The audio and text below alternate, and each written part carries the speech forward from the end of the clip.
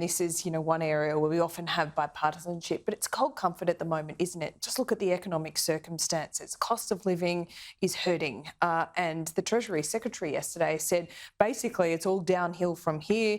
We could be entering recession territory. We've got the RBA governor before Senate estimates this morning saying productivity is low. Good governments are born out of strong oppositions. So I ask you in that context of what you're doing at the moment.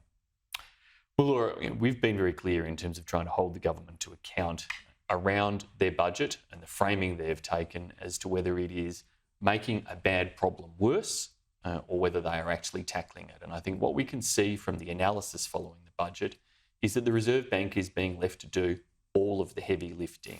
That indeed the governor is appearing today before Senate estimates.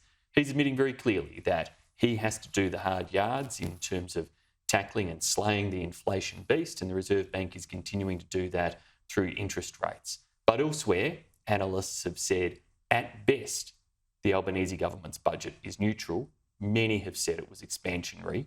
None have said that it actually does anything to help reduce inflation, to actually ensure that fiscal policy works in tandem with monetary policy rather than against it. It's convenient, though, to ignore that Lamito ended, and that was worth about $44 billion, I think, over the forward estimates, and the new measures a little bit less than that. So there is, on that base level, less money going into welfare. So what are you talking about, the structural spends here?